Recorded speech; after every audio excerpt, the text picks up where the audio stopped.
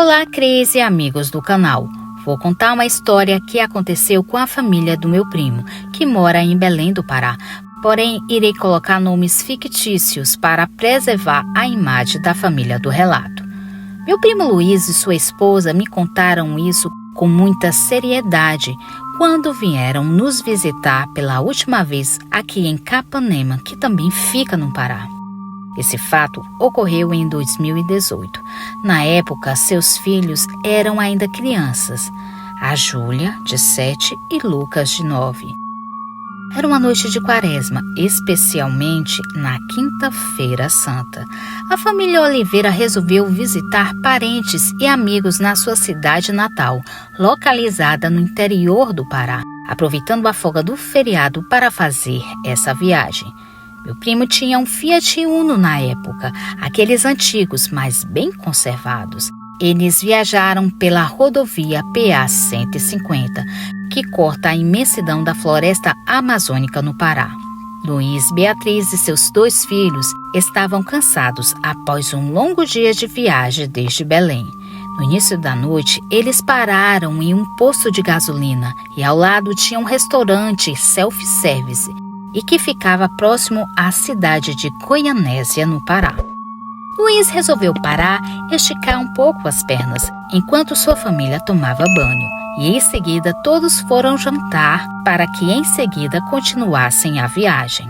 Mas precisavam ser rápidos, porque havia ainda muita estrada até chegar ao destino final. Ao sentarem à mesa de jantar, eles perceberam que uma velhinha estranha ficou olhando para sua família. E eles ficaram se perguntando o porquê aquela senhora tão idosa estava fazendo sozinha ali e por que ela estava os observando tanto. A filha mais nova, Júlia, foi até ela e deu uma moeda que tinha em sua bolsa. Aquela senhora tinha uma expressão cansada e sofrida. O casal e o irmão Lucas também chegaram próximo à idosa e disse para a Júlia que fosse para o carro, pois eles já iriam retornar para a viagem. Foi nesse momento que a idosa falou com uma voz cansada pela idade e disse as seguintes palavras: "Gostaria de agradecer a essa mocinha pela caridade que me fez. Devido à gentileza dela, devo avisar vocês que não peguem essa rodovia agora à noite, pois é quase Sexta-feira Santa e tem muitas coisas misteriosas, sombrias andando nessas estradas, coisas saído até do próprio inferno. Os moradores relatam desses acontecimentos sobrenaturais. Acho melhor vocês irem para um motel, pois vocês estarão seguros lá essa noite." Luiz ficou meio desconfiado daquela senhora. Ele pensou que ela poderia estar planejando alguma emboscada para sua família. Luiz então respondeu: "Senhora, obrigada pelo aviso. Vamos parar no próximo hotel e muito obrigada." Beatriz ficou assustada com as palavras daquela idosa. Luiz pegou as crianças pelos braços e mandou entrar no carro rapidamente. Beatriz sentiu um calafrio e ficou se tremendo, lembrando das palavras daquela velha senhora. E as crianças também ficaram curiosas com o que estava acontecendo. A família começou a pensar em teorias malucas que ligassem aquela idosa com as histórias que a mesma contou. Mas com o tempo todos ficaram quietos dentro do carro e as crianças cochilaram. Era por volta de meia-noite da quinta para a sexta, quando tudo aquilo aconteceu. A escuridão era quase palpável. A única luz que tinha era dos faróis do carro, que iluminavam a estrada deserta e vazia.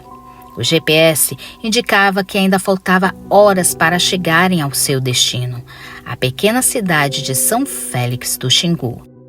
Luiz já estava bem cansado de dirigir, porém precisava continuar. De repente, Lucas acordou. Ele olhou pela janela e gritou: "Pai, pai, olhe!" Luiz olhou para o lado oposto e viu uma procissão de velas acesas ao longe e ficaram em silêncio diante daquela cena macabra e lembraram do aviso da senhora do restaurante. À medida que se aproximavam, perceberam que eram figuras encapuzadas, vestidas com túnicas brancas e com velas brancas nas mãos, e caminhavam em uma fileira indiana pela estrada. A família começou a ficar muito assustada com aquela visão, mas Luiz se controlou e pediu para que todos se acalmassem. Beatriz se virou para Luiz e sussurrou: "O que é isso?" Luiz respondeu: "Eu não sei. Vamos diminuir a velocidade." À medida que passavam pela procissão, notaram que as figuras não tinham rostos, eram sombras vivas, com seus olhos que brilhavam como lanternas no escuro, e perceberam que aquelas criaturas não caminhavam. Todas estavam levitando a cerca de meio metro do chão. Quando estava quase passando pela procissão, uma das figuras se virou e olhou diretamente para o carro. Luiz sentiu um choque elétrico. Os olhos da figura brilhavam como fogo. De repente, o rádio do carro ligou sozinho, tocando uma música fúnebre. A família se entreolhou aterrorizada e Beatriz, com as crianças, começaram a chorar. A procissão começou a se aproximar do carro, como se estivesse absorvendo a luz dos faróis. A família sentiu que estava sendo sugada para dentro da escuridão. Quando uma das assombrações vinha em direção do carro, Luiz gritou: "Segurem-se!" e acelerou. O carro disparou pela estrada, porém a procissão não parecia ter fim. Parecia que eles estavam em um loop temporal e tinham a impressão de estar voltando ao mesmo lugar onde tudo iniciou. Beatriz pediu para que todos orassem o Pai Nosso com ela em voz alta, e a família ficou em oração pelo menos por 10 minutos, mas aquela aflição parecia ter sido horas. E graças a Deus eles conseguiram sair daquele trecho da rodovia. Depois de alguns minutos, Júlia perguntou: "Pai, o que era aquilo?" Luiz respondeu: "Não sei. Filha, sinceramente não sei. Mas estamos seguros agora." No entanto, ao olhar para trás, viram a procissão ainda caminhando com as velas acesas, desaparecendo na escuridão. Depois daquela aflição, o Luiz colocou músicas religiosas no carro e todos ficaram de olho na estrada e ninguém mais quis dormir no carro depois daquele episódio. No início da manhã, graças a Deus, eles chegaram na cidade. Foram para a casa de suas famílias, tomaram banho e café. E em seguida todos foram descansar um pouco.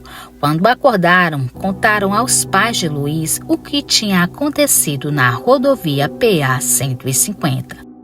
Os pais de Luiz pediram para que eles voltassem pela manhã bem cedinho, para passar naquela rodovia ainda de dia, para não correr o risco de encontrarem aquelas figuras malignas.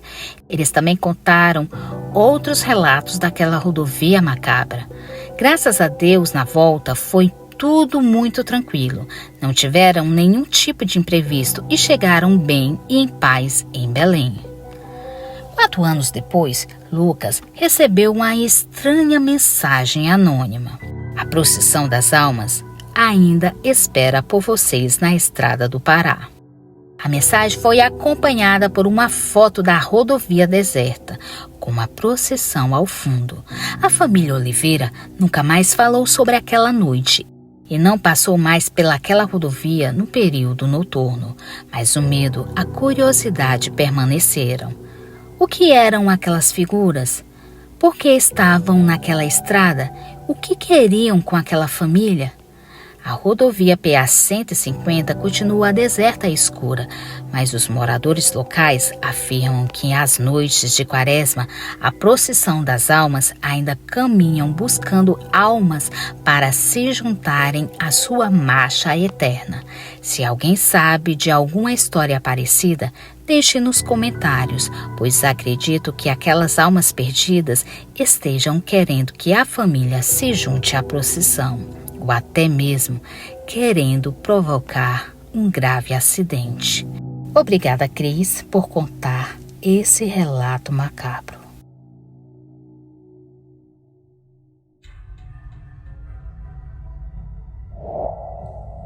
Olá, antes de qualquer coisa, eu gostaria de dizer a vocês: o que estou prestes a contar nunca foi contado para ninguém fora da nossa família. Há anos temos guardado isso pra gente. São 2 relatos que aconteceram no final da minha adolescência. Aqui vai o meu primeiro relato. Para as férias da família, o meu pai decidiu ir para um retiro na parte central do país, não muito conhecido, pois queríamos um pouco de paz. Um amigo do meu pai sugeriu um resort em Goiás, dizendo que era muito bom e tranquilo. Realmente, lá era um lugar muito bonito e bem tranquilo, e não haviam muitos turistas. Nós nos hospedamos em uma pequena e confortável pensão familiar. Não havia mais ninguém hospedado além da gente. Os donos da pensão eram um casal com um filho de 1 ano de idade. Essa pensão ficava um pouco mais longe da cidade do que as outras e ficava na margem de um lago. Do outro lado do lago havia uma casa que parecia estar abandonada. Apesar de ser uma área muito bonita, com lago para pescar e nadar, ficamos bem surpresos por não ter nenhum turista ou alguém da cidade naquela região. Mas estávamos felizes, pois queríamos paz e silêncio. No dia seguinte, lá pelas 2 da tarde depois do almoço, o meu pai, a minha mãe, o meu irmão mais novo e eu decidimos caminhar um pouco. O bebê dos donos da pensão e a babá dele, que era da região, decidiram vir conosco. Andamos por cerca de 1 quilômetro seguindo a margem do lago, quando vimos uma mulher num vestido vermelho. Ela estava embaixo de uma árvore. Eu achei estranho, porque eu podia ver a sombra da árvore, mas não havia a sombra dela. E quando chegamos perto dessa tal mulher, ela sorriu e começou a chamar o bebê. Ao ver aquilo, nós acenamos para ela, mas assim que a babá viu, ela segurou o bebê o mais forte que pôde e em seguida saiu correndo. Ficamos completamente confusos, sem saber o que tinha acontecido, mas deduzimos que algo havia acontecido com o bebê. Então fomos atrás da babá para ver se poderíamos ajudar. Corremos por alguns metros e quando eu olhei para trás para ver a mulher, ela simplesmente havia desaparecido. Estávamos em uma área completamente aberta e sem mato, só havia grama e a única árvore que havia ali era a qual a mulher estava embaixo. Eu não conseguia mais vê-la e ela não poderia ter ido para lugar nenhum sem que eu pudesse vê-la, exceto se ela estivesse subido na árvore. Mas mesmo assim, teria sido muito rápido. O meu pai também olhou para trás e não viu ninguém. Então todos nós voltamos para a pensão. Assim que chegamos, contamos o que havia acontecido para os donos da pensão e para os outros habitantes daquela região, que eram poucos. Eles acreditaram na gente e falaram que a tal mulher de vermelho, na verdade, é uma bruxa e que coisas estranhas aconteciam na casa do outro lado do lago. Inclusive, muitas das vezes eles podiam ouvir o som de bebês chorando. Depois de ouvir aquilo, o meu pai, que é uma pessoa muito supersticiosa, resolveu ir embora de lá na mesma hora e voltamos para casa.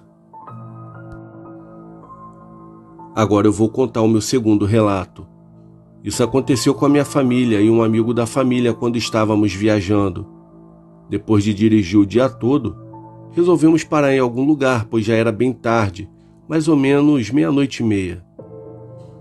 Nós encontramos um hotel que antes tinha sido uma casa, numa cidadezinha que tinha pelo caminho. Então pagamos para passar a noite. O nosso amigo queria dormir ao ar livre, então ele armou uma barraca de camping no terreno em frente ao hotel. Pagamos 2 quartos, um para os meus pais e o outro para o meu irmão e eu. E desde o momento em que entramos, pudemos sentir uma presença nos 2 quartos. Mas estávamos cansados demais para fazer algo em relação a isso. O meu irmão e eu simplesmente desmaiamos em nossas camas. Mas acordamos cerca de 1 hora depois, mais ou menos às 2:30 da manhã, e não conseguimos dormir mais. Oi! Pois sentimos uma presença no nosso quarto, que agora estava bem frio, mesmo estando no meio do verão. Eu precisava ir ao banheiro, e como era uma casa que tinha sido transformada em hotel, o banheiro ficava fora do quarto no fim do corredor. Fui ao banheiro com a sensação de que algo estava me seguindo, e mesmo dentro do banheiro, eu senti que eu estava sendo observada. Foi muito assustador.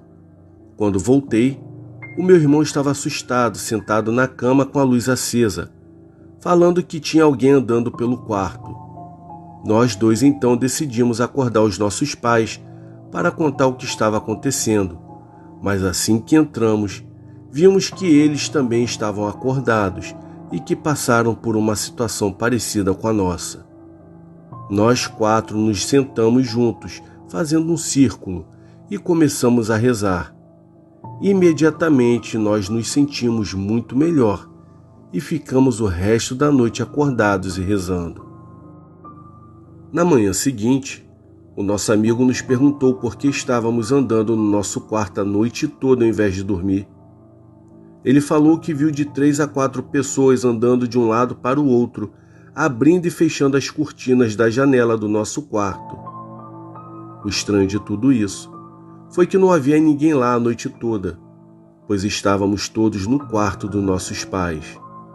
É muito estranho isso ter acontecido nas 2 vezes em que saímos de férias em família. Eu desejo a todos uma boa noite.